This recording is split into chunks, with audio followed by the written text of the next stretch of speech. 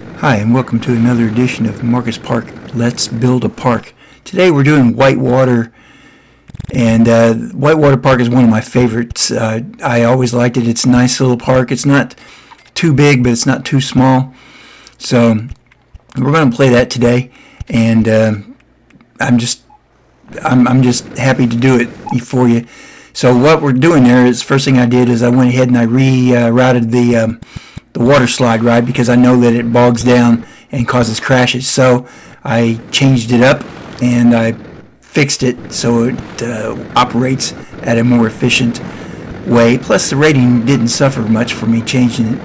I just took the hill down a little bit so it would pick up and wouldn't stop. Added the chain, extended it over the water a little bit there so it just doesn't get bogged down and they don't crash and kill everybody. And another thing I like to do is I extended that walkway across the pond to the other side, because if you don't, then it's kind of it's a big L shape or a U shape type park, and people get lost and stuck. So I put the line up there to connect it completely, and then that way it makes for an easier flow of the park itself, and it helps out a lot. So I upped my funding to maximum, obviously. I want to try to get what I can as quickly as I can. So I upped that out, and now I'm putting down some flat rides to get some thrill rides going there. Flat rides, thrill rides, because the park is seriously lacking in those. So we're going to get a few of those. I'm putting a few people out there, getting some staff established into areas which I know are trouble spots, and get some mechanics out there so we can fix those rides. As you can all see, I got rid of that boat ride because it was a very poor design. I'm going to fix that later on. I'm going to put it on a swan ride a little bit later, and so that way they'll have their boats back. I just didn't like its layup. It just causes problems. So right now we're adding a twist. Get the twist up there and get her going. It's one of the flat rides that I like the twist. It's a good ride. When I was a little kid, I used to ride the Scrambler, and I don't know why they don't call it the Scrambler, because that's what it basically is. But I like that ride a lot. It's one of my favorite rides growing up as a kid. And there you can see I'm putting in my custom ride, the bow tie.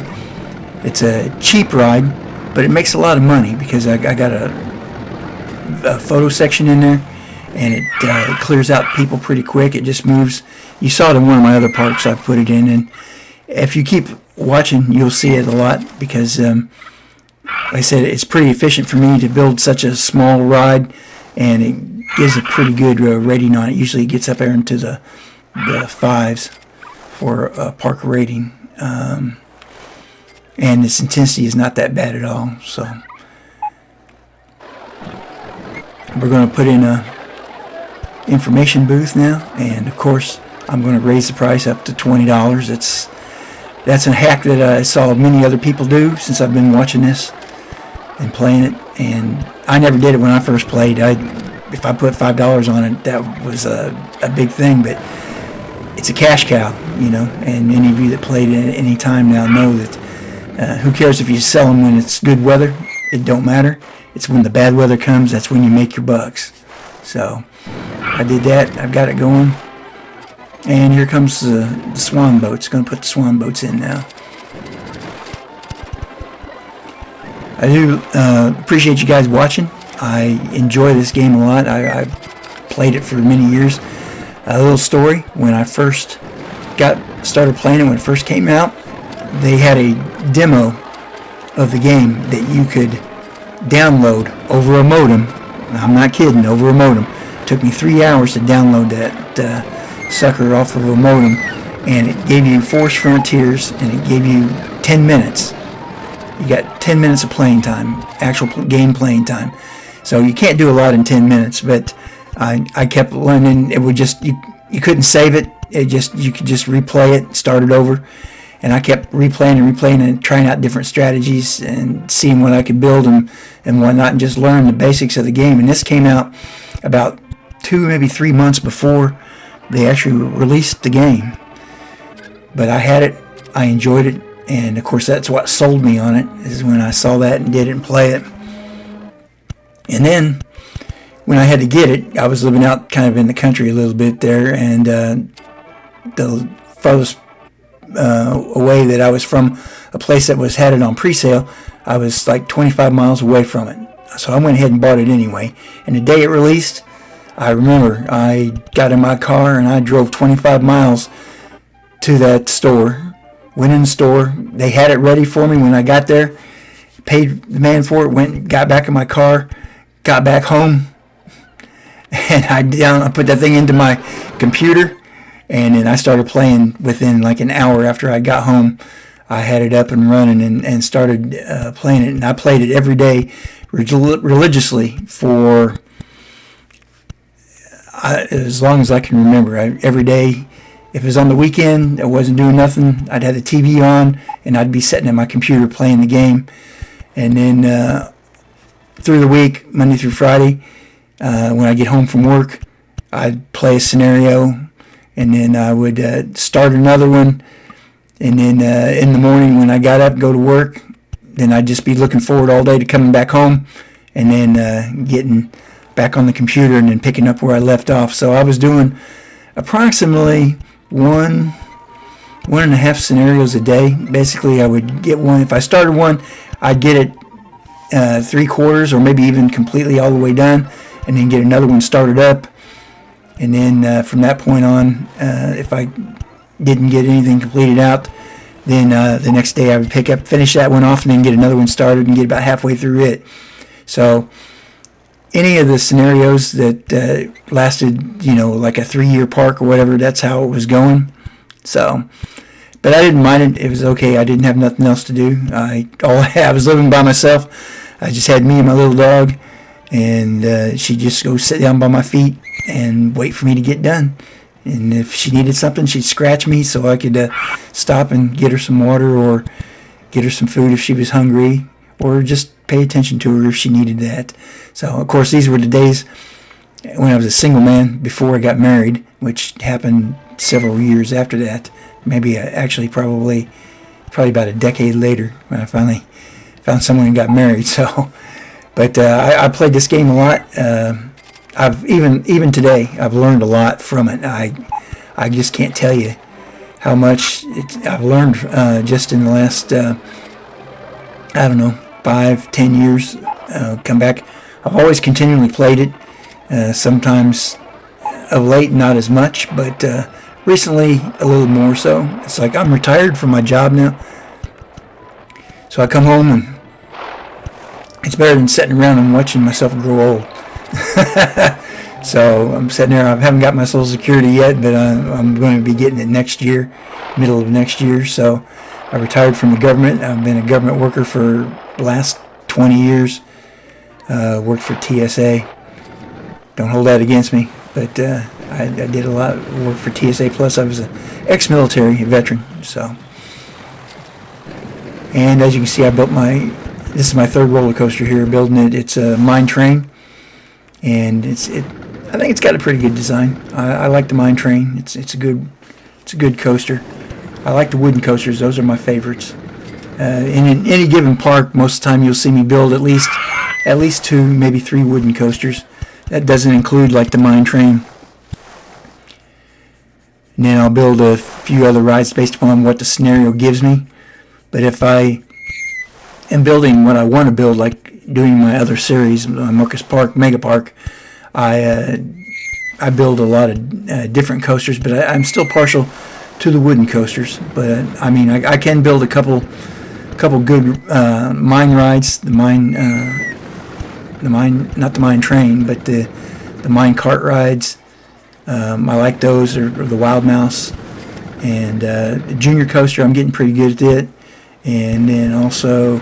I have a tough time with the stand-up looping because sometimes I get it too intense. I build it too tall, or don't put enough brakes in it to slow it down because it gets going crazy.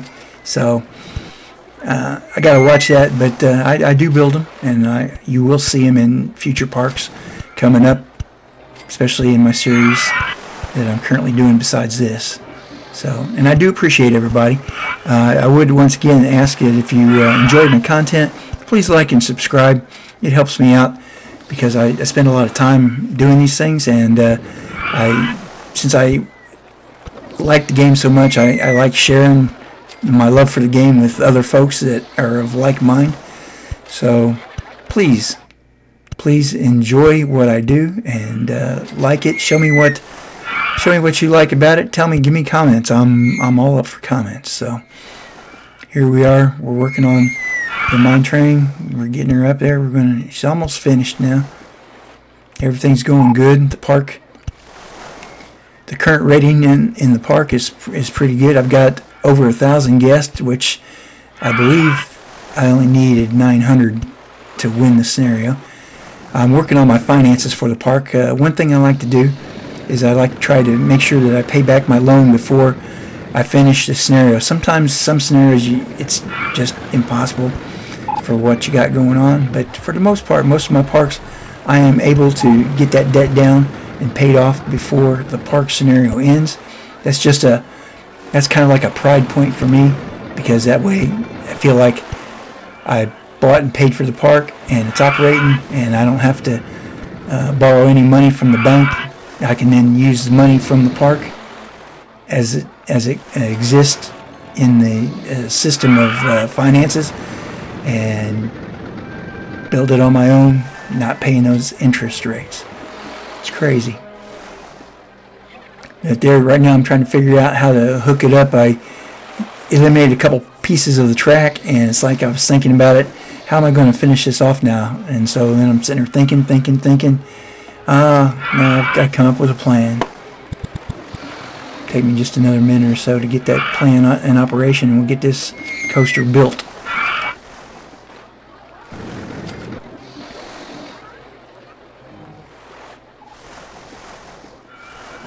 Like I said, I love this game. This is one of my favorite scenarios. I fell in love with it when I first played it many years ago, and I don't know. It's a really cool park, I think, and it would be the type of park that if I was building parks in real life, type of park that I would want to build, and the type of park that I would want to own.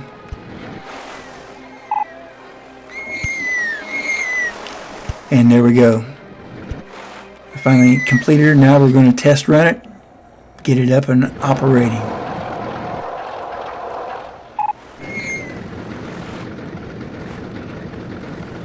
And she's going to be called the Gold Miner.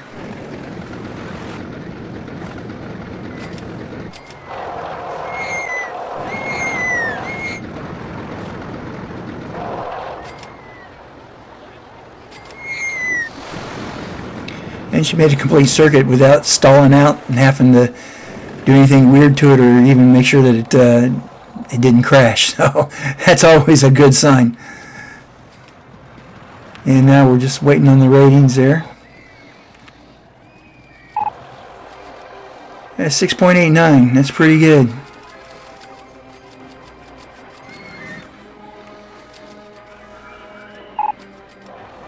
Now we're going to throw in some food stalls up in this section. It's a little light on the food stalls, so we'll get some food up there, we'll get some balloons, make the guests happy.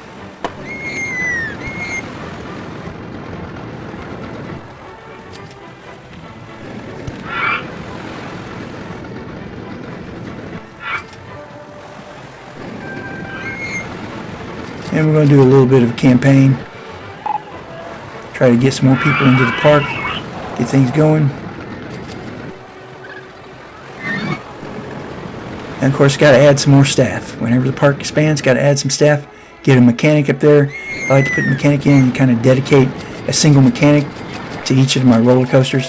It cuts down on breakage time, getting it fixed, and of course, malfunctions, head them off at the pass. And I am a fan of block brakes. Whenever I get a coaster that offers block brakes, I do put them in. When I first started playing, I never did, and I had some horrific crashes in my day. Believe me, that kills your park rating, as you probably already know. And here we go. We're going to go up on this hillside over here by where the log flume rides are. I'm going to put in a couple of flat rides over here. I'm still need a few more flat rides for the park, so we're putting a few more flat rides and get them installed. And once again, it's all about keeping the guests happy. Going to get a swinging inverter ship, get it built up here and operational.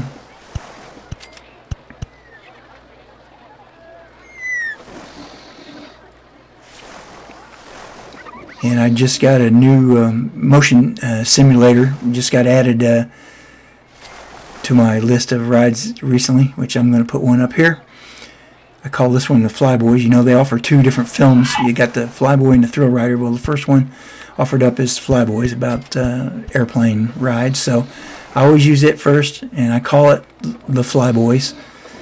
And that's the name of the film. When I do the other motion simulator, I call it the Thrill Rider, which once again lets me know when I pop on it what film I'm running. Helps me keep track of them for if I'm putting more than 2 simulators inside the park. And throw some trees around, make it look nice. And we're going to throw some fencing, make it look a little bit sharper there. Keep the guest happy. There we go, that looks nice. Looks real nice.